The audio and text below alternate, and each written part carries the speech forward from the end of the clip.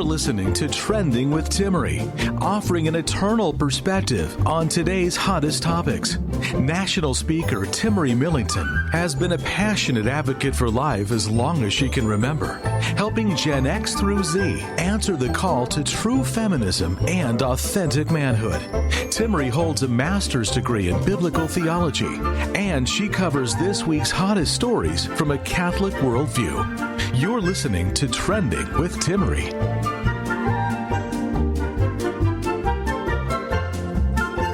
We are going to be talking today about what you need to know about birth control, the pill, maybe a little bit of a crossover into is an abortifacient? What is an abortifacient? We'll ask questions like, does birth control influence who we date or possibly even who we marry? We'll also discuss some of the health risks and some of the legitimate reasons for why people take birth control, but also maybe looking into some of the alternatives as well, and how really birth control isn't the answer to women's medical health issues. We'll also be diving into, what's so important about marriage and the complementarity of male and female, and really kind of diving into the church's, we could say, theology of the body and even theology of sexuality, and really why it's so important to understand that who we date, who we marry, that is actually surrounding a sacrament, one of the 7 sacraments in the church. And so we need to have that eternal context when we're talking about love and relationships. So let's go ahead and dive in. I want to start by talking about the influence of birth control on who we date and marry. The bottom line is, here's a question we have to ask. Does birth control influence who we may date or marry? And the answer is yes. And it's actually fascinating science. And this is why I want to talk about this, you guys, because we're living in a time where birth control is so common. You've probably heard me discussing lately how if we're going to really continue to see a change in the culture surrounding abortion, we also have to touch on the culture surrounding contraception, because a contraceptive mindset in so many people today has really fed this early abortion mindset where we justify contraception and we justify abortion use as really that fail-safe and that backup for contraception. And we'll talk a little bit later on about how that mindset has actually been developed in our culture to use abortion as a fail-safe. But we need to look first at the fact that Catholics are using birth control. Maybe you yourself used birth control in the past for a health reason, or because you really did believe or were maybe counseled that, it's okay in certain circumstances. And this actually goes intrinsically against the Catholic Church's teaching surrounding new human life, which we'll be diving further into a little later. So we see some statistics. For example, the Guttmacher Institute in 2012 released a statistic saying that 98% of Catholic women have actually used some form of artificial contraception. And we see that another statistic in 2012 from a Gallup poll shows that 82% of Catholic women believe birth control to be morally acceptable. So who knows, the research behind who is being polled, what areas of Catholics and so forth, because the reality is you and I have to agree. There are Catholics who really strive to live by what the Catholic Church teaches, and there are people who can be culturally Catholic. Maybe there are certain areas in your own life, not just having to do with sexuality, where maybe you're a little bit of a cultural Catholic. You grew up with Catholicism as, it's what we do. We go to church on Sundays. Our rosary is what we do. We pray a rosary together. These are all great things, but we need to go to a point where it's transforming our lives. And that's why we're talking about contraception and our Catholic faith. So the question I started by asking earlier is, does birth control influence future relationships, dating and marriage and so forth? And I said yes. And here's one of the reasons why. And you guys, this is absolutely fascinating. So the human body, once puberty has occurred, actually releases something called pheromones. Now, pheromones are basically a type of smell, we could describe it as, that's released from the body. Now, for human beings, these are commonly released from the area of the armpits and also kind of near the pubic area of the body.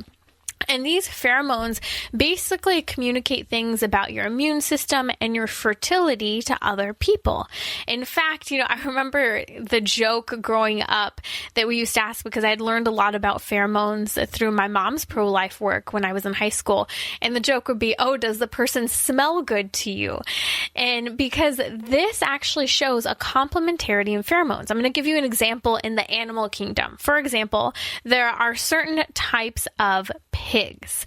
Now, these pigs will actually release pheromones in their saliva.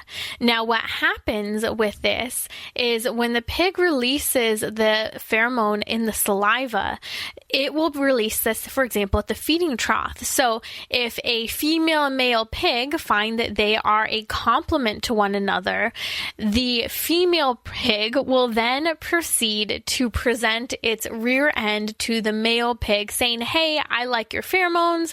We're a good match. Let's go ahead and get together. I know a little blunt to say the least, but we could laugh about it because in a sense it's something that's not that far away from what's happening in our culture today.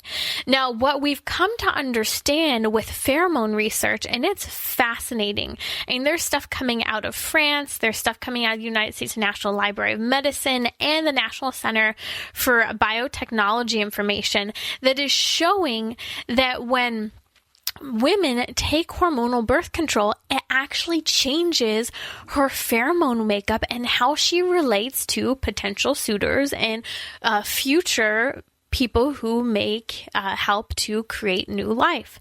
Now, what we've learned about this is that naturally, without any type of hormonal birth control or anything like that, a woman would naturally look for a pheromonal makeup in another person that is different from her biological chemistry. Now, the reason for this is to actually create the healthiest possible offspring so that you are mating with someone that is essentially helping to create a new set of healthy genes and healthy DNA and so forth. So we're talking about in this instance, if we talk about how people shouldn't marry a close relative because they have similar biochemical makeup and how the types of diseases that they could pass on. And so this is the same thing with contraception. Now, it's fascinating because women who's taking a hormonal contraceptive pill, her body's working in a state of what we call pseudo-pregnancy. Her body's being tricked into thinking that it's pregnant. And so when a woman's pregnant, she's more comfortable being surrounded by people who are similar to her, like for example, sibling or a family member, because she's pregnant, she wants to know she's safe. Now, the body's naturally supposed to kick into that type of pheromone, but when you're dating, your body's naturally supposed to be looking for a complementarity that is different from you, again, to create a healthy type of offspring. There have even been research studies done that are fascinating, having to do with t-shirts and the types of men women are interested in when they use the t-shirt smell from guys who have, let's say, sweated in them, moved around in them, because again, the pheromones are being released from the armpit area. And what we've seen is that women who are on birth control choose a lower quality type of person based on just sniffing for their favorite t-shirt, the sweaty t-shirt, I know, kind of gross, versus women who are not on hormonal birth control. They're actually choosing the t-shirts are people who are more reliable, more supportive, and so forth. We could dive deeper into this, but it's just a really neat glimpse into the reality of, yes, when you're taking hormonal birth control, this actually does influence who you will possibly marry or date. You're listening to Trending with Timmerie. Thanks for being with us. If you're not able to stay with us for the full episode, or maybe you know someone who needs to learn a little bit more about birth control, or learn about how there's a crossover between birth control and abortion, don't be shocked. We'll dive into that a little later on. Please head over to radiotrending.com where you can actually share this full episode via text. Just grab that link and shoot it over to someone, or you can subscribe on your favorite podcasting app. So I want to talk as well about how the beauty of complementarity is literally written into our bodies. When we're talking about pheromones in women who are on birth control versus not on birth control, smelling these t-shirts, they're hunting for a complementary spouse who will help not only to create the best possible offspring, right, the healthiest child, but also someone who's going to be committed to them, stay present in their life, help to raise that child and support us as women. These are all really important things. And it's fascinating to me because we live in a time of serious gene editing. I was just talking to someone the other day and they were saying, oh, before you and your husband have any children, you should make sure that you go and, have things checked out to make sure that, you're not going to pass on similar diseases and so forth. And I get where people are coming from. They don't want to have children who are going to have health issues. But my question is, do we just not want those children at all? Are we trying to obliterate and destroy those children? For example, places where they're completely killing off via abortion any child who might have a Down syndrome. When there's an in utero diagnosis of a baby with Down syndrome, I mean, it's just so sad that we've gotten to the point where we're not accepting of the possibility that there may be suffering in this world at times. And that's another topic that we can dive into. But again, talk about natural gene editing without having to destroy human life or compromise life. How about we all just get off of birth control and let the body do its natural job to find that complementarity in another human being to create new life and the future of a new life? Timmery will be right back. Send her a tweet at Timmery. That's TIMMERIE. You're listening to Trending with Timmery, where the truth on sex, marriage, and family matters, offering an eternal perspective on today's hottest topics. Wow, when I look at some of the research about birth control, it is absolutely shocking that we as women are not hearing more about this. And gentlemen, if you're kind of wanting to maybe tune out saying, hey, this might be TMI for me, actually, this is something that's really important to understand because we all have friends, family members, sisters, and parents who don't know the truth about birth control. And we don't always know where to go for research and information to dive into this issue. But trust me when I say it is out there, and we'll be talking about some of those various pieces of information. So let's be real. There are a lot of people who see a tremendous amount of benefits to taking hormonal birth control. And when I'm talking about this, you could actually be taking the pill. You could be taking Yasmin. You could be using the patch, Nova Aura. We could go into so many types of birth control. Having worked in the crisis pregnancy center, let me tell you, for 5 years, I would see day in and day out that our counselors were having to deal with almost a new 1 to 3 types of birth control up to almost every single time they were working with a new client, because there is such an industry for birth control today. And we would see firsthand some of the symptoms and struggles they would have, which we're going to dive into in just a second. But what are some of the benefits? And let's be honest, because there are a lot of women who would really like some of these benefits. For example, it can actually help with weight loss for some people. It can also do the opposite in others. It can also cause women to have larger breasts. And we could dive into that more, but we've had Dr. Gerard Nadal on the show before talking about the link between breast cancer and contraception. And because when you're using birth control, your body's in a state of pseudo-pregnancy. So the lobules that are developing, the cells in the breast are developing toward becoming breastfeeding type of cells.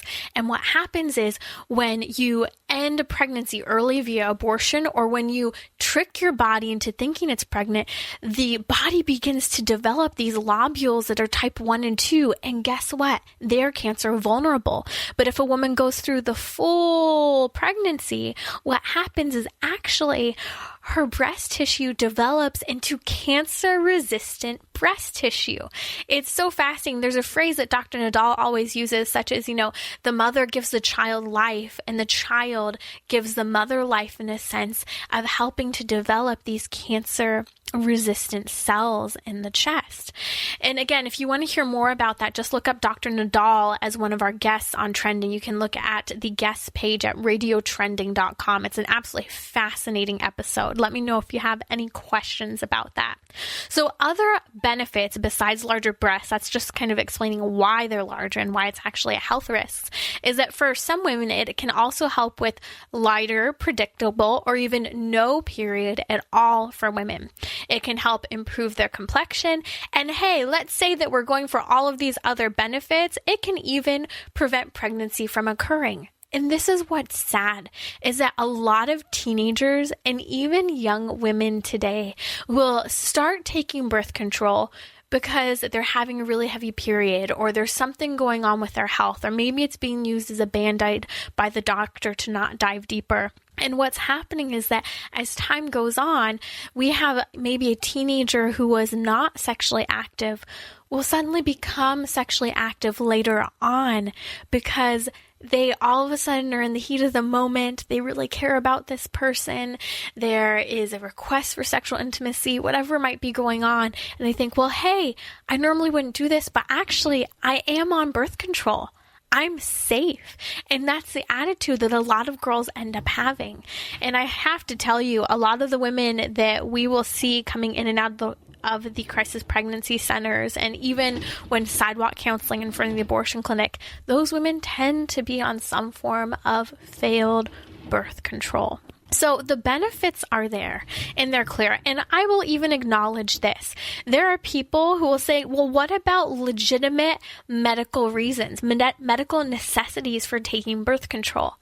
I'll share just a little bit about my story, and it's not something I've really shared about in the past, but I actually have one of those medical conditions that is commonly treated with birth control. So I have polycystic ovarian syndrome, and I was actually just finally diagnosed with, it's called PCOS for short, over the last year once I was married. Now, it's interesting because for years, no one could diagnose me with the polycystic ovarian syndrome. I had all of the various signs of it, and, I could go on and on about my own journey, but the reality is that I know that some of those medical necessities for taking birth control, but I also know, because I've been very blessed to work with some incredible doctors who have dived in and they've really worked to get to the underlying causes and to give me the proper treatment. If you take, for example, birth control for polycystic ovarian syndrome, you're just giving your body a cookie cutter set of hormones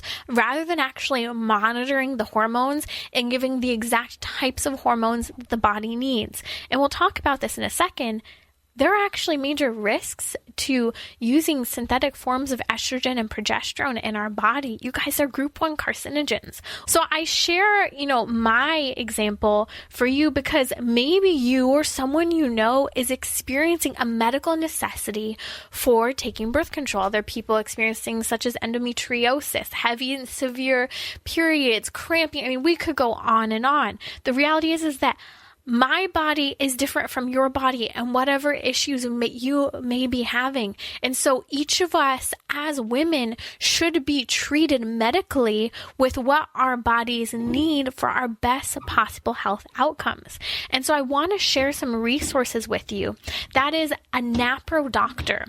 So NaPro doctors and fertility care practitioners are incredible resources for not only people who are facing various types of medical issues surrounding women's health, but also for people who might be struggling to conceive a child.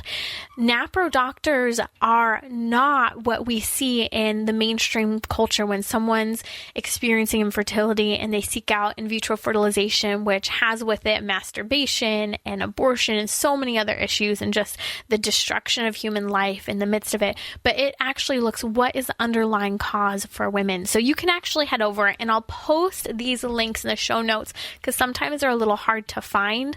You can go to fertilitycare.org fertilitycare.org.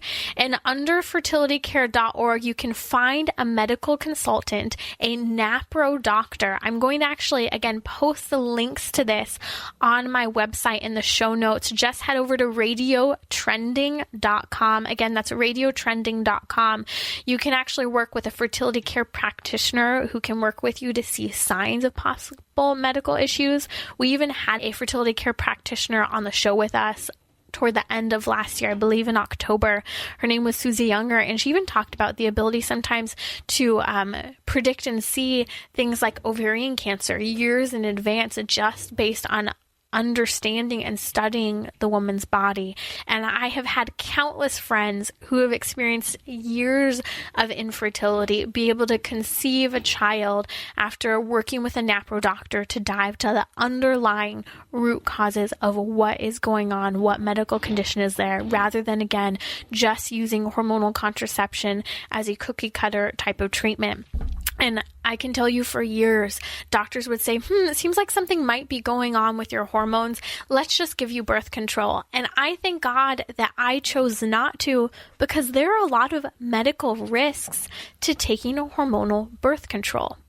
Now, I just want to share with you, for example, the story of one young woman, in fact, quite a famous individual.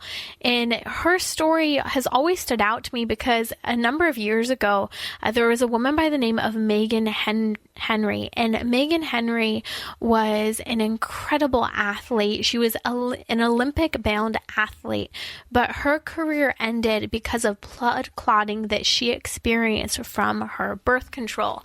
So when we talk about the impact of birth control, a lot of athletes are facing this along with many people in the culture. Blood clotting, heart attacks, strokes, blood clotting in the legs and lungs. Women who take hormonal birth control are 5 times more likely to experience hypertension, 3 times more likely to have migraines. They're more likely to contract HPV.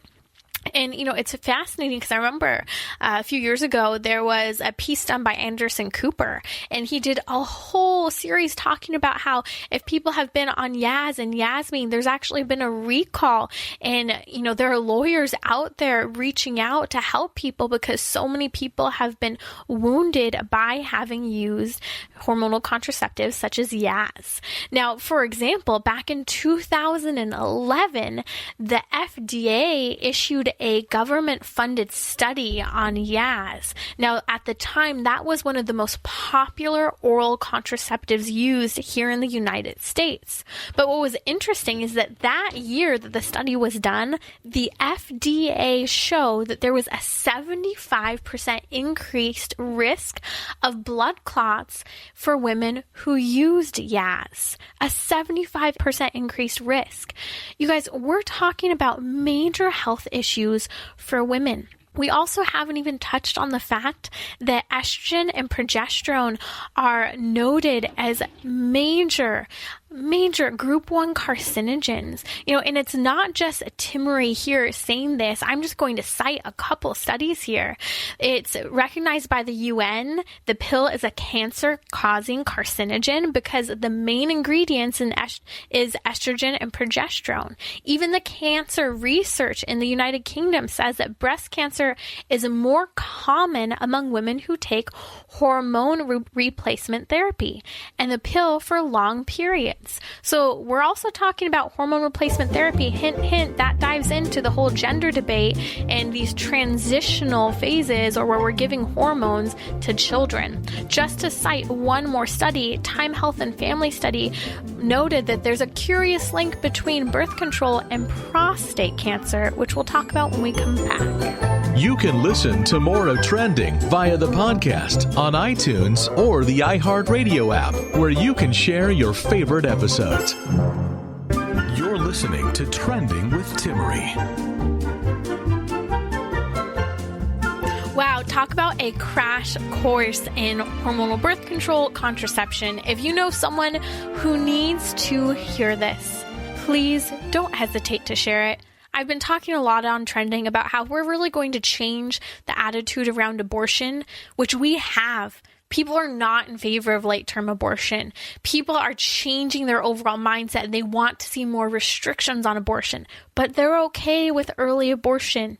And so this segment's going to dive a little deeper into, well, why is that the attitude that has been created in the culture? And why do we actually have to talk about the uncomfortable topic of birth control when we bring up abortion? Because we've, for a long time, avoided discussing abortion and birth control together. But first, just a second ago, we were talking about how, in fact, it is looked at, birth control, as a group 1 carcinogen. I was mentioning research from the United Nations, how the pill is recognized as a cancer-causing carcinogen. I mentioned research about how even the cancer research in the UK recognizes the same thing. And I even mentioned, I didn't get to mention this yet, that the Journal of the National Cancer Institute recognizes, quote, oral contraception use has been associated with an increased use in the risk of breast cancer in young women. You've probably heard me share this story before on the show, but as a reminder, I'll never forget, I was in the dental office and my dental hygienist loves to talk while she's got sharp instruments in my mouth, and it's a little difficult to respond. And this is a challenge for you guys, and I like to share this story often because we always have to be aware of our surroundings, who we're talking to, when bringing up issues about life. Maybe you're going to the March for Life, or maybe you're helping at a pro-life crisis pregnancy center and someone asks what you're up to. Don't hesitate to bring it up, but be creative in how you talk about it. And so the dental hygienist at the time was asking me what I do. And so at the time I was working for a crisis pregnancy center. And so I was sharing with her, I said, you know what? We work with women who are facing crisis pregnancy. The reality is that birth control hasn't helped decrease abortion in our culture. And birth control has really caused a lot of issues for women. We see a lot of women coming in who are having health issues. And I said, and the reality is that birth control has created a culture of use between men and women, where there are a lot of broken-hearted women coming who are single or abandoned once they find out they're pregnant, and they're left because the culture's changed. We no longer give support to pregnant women, or the right people no longer give support to pregnant women, which we'll talk about a little further in a bit. But what ended up happening is a dental hygienist shared with me that, in fact, the young woman who was in her early 20s, who had been the receptionist for a couple of years there, had actually gotten breast cancer. And her battle for breast cancer, at one point she ended up talking to a doctor, and the doctor noted, it's not popular to share this, but I do notice a history of years of birth control use since you were a early teenager. And there is a high risk associated with birth control and breast cancer. And she had no idea. She had never been told, and it was fascinating to me because the dental hygienist that day shared that she had had no idea up to then. But what a lot of women do share is that it does cause a lot of other health issues: migraines, blood clotting, hypertension, mood swings. The reality is, I know a lot of women who have been there, done that, talked to the women who are in their 50s, 60s, who have been through that cultural revolution with birth control, and they know women deserve better than birth control. We deserve to be treated properly in terms of medical treatments, and we also deserve to have the respect for our fertility. Pregnancy isn't a disease that needs to be fixed or obliterated. And if you don't know much about the connection between breast cancer and birth control, I discussed it earlier, but there's an incredible episode of Trending where Dr. Gerard Nadal joins me here on Trending. And what we do is we dive through with him, he's a molecular microbiologist, how the two are connected and how abortion is connected to breast cancer as well. So you can find that. It was recorded earlier last year. Just head over to the guest page or type under the search page about the abortion breast cancer link, and you'll also see about the connection to contraception as well. But you may have realized earlier I mentioned a study that also showed an increase in prostate cancer linked to birth control. Now, this one's really interesting, and here's why. We have discovered that in fact, because so many people are on hormonal birth control, what has happened at this point is that it's being passed when women use the restroom into our water system. The University of Colorado and many other places worldwide now have done research seeing that there's an increase in carcinogenic things such as progesterone and estrogen from birth control in our drinking water. Well, it's even in the Colorado River. And what they saw is that the fish in the Colorado River were becoming hermaphrodite fish based on the hormone influence. In fact, they were also experiencing infertility, and they even studied where the infertility would last for 1, 2, and 3 generations, where it was causing issues for fertility for the fish. The same thing is happening to the current culture. People are asking, why is there an increase in infertility in our culture? People who have never taken birth control, or even some who have, what is going on?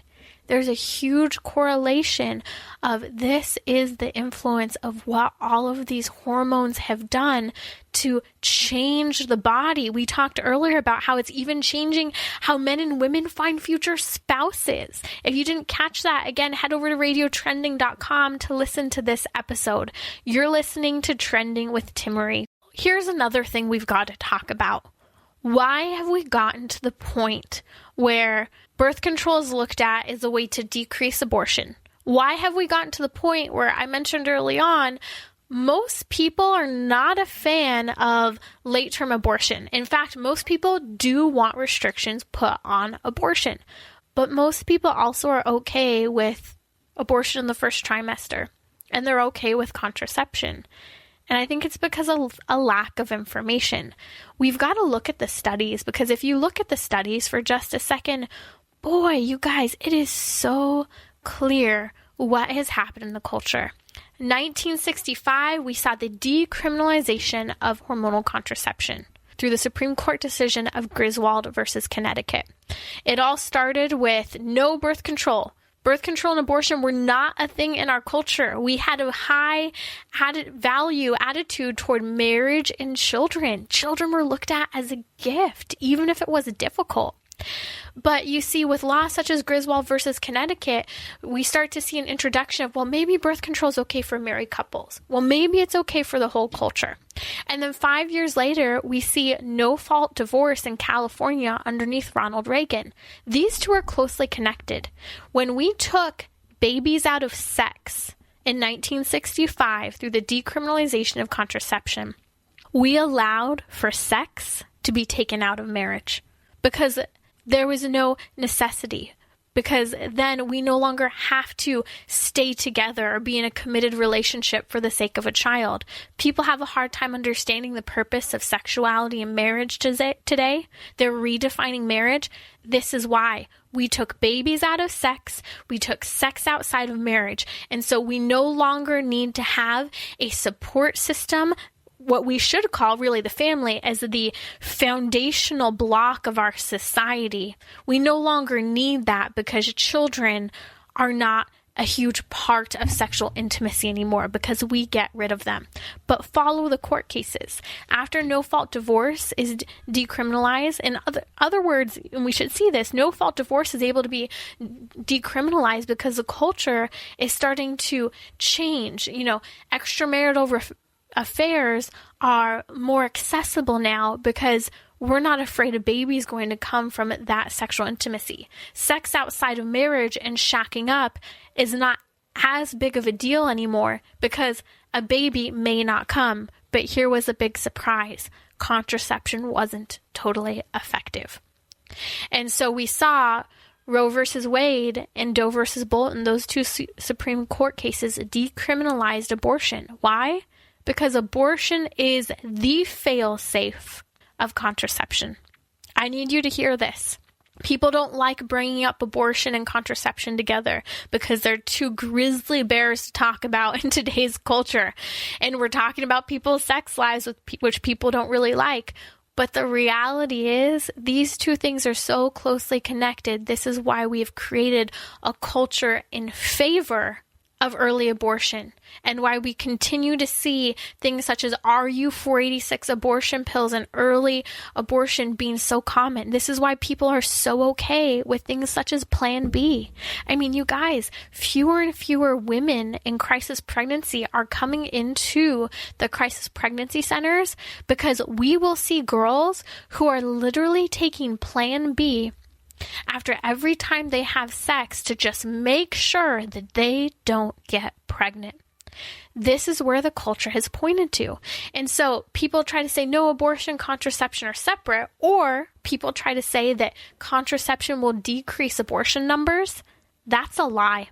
I worked for 5 years in the crisis pregnancy centers, and I saw firsthand, working with multiple crisis pregnancy centers, that our counselors, day in and day out, were having to discover and learn more about new forms of hormonal birth control that were coming on the market every single day. Think about it from what we were discussing earlier in the show about the health impact that hormonal birth control has on a woman's body. And so there's no surprise that in 1992, in the Supreme Court case of Planned Parenthood versus Casey, the Supreme Court said we sure can pass now laws that are really trying to prevent abortion from occurring and put safety restrictions. But what they did say is that a woman must have total access to abortion and that she should not have any undue burden placed on her.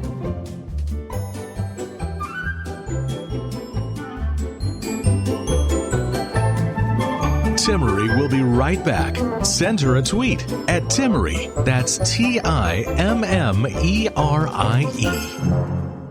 You're listening to Trending with Timmery, where reality and culture meet, offering an eternal perspective on today's hottest topics.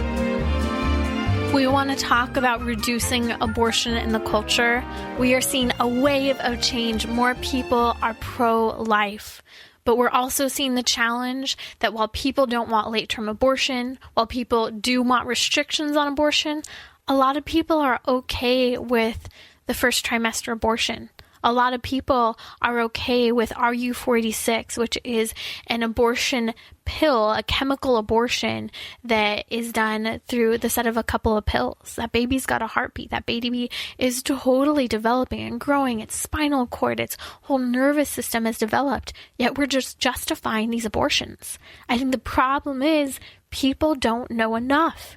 And that's why we have been talking today about birth control. Because at the heart of this issue is when we created a birth control contraceptive mindset, we allowed for abortion to become the law of the land. And I cited at the beginning of the show, some of the statistics for the number of Catholics who are using birth control are very, very high. Same with the number of Catholics that are okay with birth control. I hear young people who are incredibly pro-life say, well, birth control is a good solution to reducing abortions. But we're going to be talking in just a second about, well, what is an abortifacient? We mentioned earlier that in 1992, the Supreme Court case of Planned Parenthood versus Casey, while it allowed for abortion restrictions to be developed, it also created wording in there that said that there could be no undue burden placed on a woman in accessing an abortion. Now, this is because we have built into our culture an attitude that abortion is okay if a woman didn't want to have a baby, didn't plan to have a baby, if a baby's not going to be easy. And we've all heard this, those really dire, difficult circumstances where someone almost might say, well, maybe abortion would be okay. Maybe that would be an option. And it's not. And we've dived into some of those circumstances. And if you have questions, maybe you have one question where you say, what about in this circumstance? Send it my way. I would be glad to take your question on Trending. You can shoot me a message on Instagram at Timmerie, that's TIMMERIE, or you can head over to radiotrending.com and head over to the contact page. So what is an abortifacient? Here's the bottom line. Here's a question you need to be asking other people and that you yourself need to understand. Can birth control, contraception, cause an abortion? Here's the answer. Clear, cut, and simple. Yes, it can. You see, an abortifacient is one word that we use for when contraception can also work to perform an abortion. So contraception can really work in two ways. In its contraceptive capacity, it can prevent the sperm and egg from ever meeting. So from ever creating a new distinct human life. But in the second element, it can work as an abortion, because in the event that the first kind of defense didn't work and the baby, the new human life, isn't prevented from starting, well, then there needs to be a backup in how the contraceptive works. It's how it's made to work, you guys. It's created to do this. And we have to remember, if a sperm and an egg meet, that is a new distinct human life referred to as a zygote. It's a baby in the earliest stages of development. We have all the information for the baby's full DNA. We know based on the chromosomes in that moment if the baby's male or female. We know things such as eye color, hair color. I mean, talk about the incredible creation of new life. Even scientists, when they see this moment, and I've seen it in scientific presentations, when the sperm and egg meet, there's a spark of life that even, totally non-pro-life scientists are just in awe over. It's this spark of new life being created that can be seen under a microscope. And so here's the reality. When contraception works as an abortifacient, what happens is that this new baby, in its earliest development, is in a chemical atmosphere where that baby cannot continue to develop for very long. And so the chemical imbalance of the hormones can help kill the baby. The mucus imbalances in the fallopian tube and along the path that baby needs to travel to implant in the mother's uterus to grow, that can cause mucuses to prevent that baby from following the yellow brick road into the mother's uterus to grow and be safe and be nourished. This is how hormonal contraception can function as an abortifacient. Now, here's the shocker. Here are just some of the hormonal contraceptives, and this is a very short list of what is truly a very long list. Most hormonal contraception, if not all, can work as an abortion. Here are some of them that do. The pill, Plan B, morning after pill, Ella, Norplant, Depo-Provera, Previn, the patch, Ortho-Evra, IUD, NuvaRing, Lunel. I could go on and on with the list of hormonal contraceptives that women had no idea were causing an abortion. You're listening to Trending with Timmerie. Thanks for being with us. I was talking to a medical doctor not too long ago, and she does not prescribe birth control. And she works in a totally secular environment, and she said it's simple. When her patients ask her for birth control, she draws a picture of a little house. And when she draws the picture of the house, she shows a door. And she said, when you take birth control, you close the door on a child not only ever entering into the house, but a child can walk through the door, but the environment in the house could actually kill the child as well. And so if you take birth control, I need you to understand, and I won't prescribe is one of the things she shared, it actually creates a hostile environment for a new baby, and it can work to close the door. And she asked this, do you want to create that environment for a baby where the baby is actually allowed to walk in the house, but it's then allowed to be destroyed? That's how birth control can function. And it's incredible because as she explains it, she shares that most women who were pro-birth control before realize the medical science is quite simple. And no, they don't want that, because most women do envision one day that they would love to have a baby. Most women do not want an abortion. It's circumstances that lead women to begin to justify how they need an abortion, or they feel like they have no other option.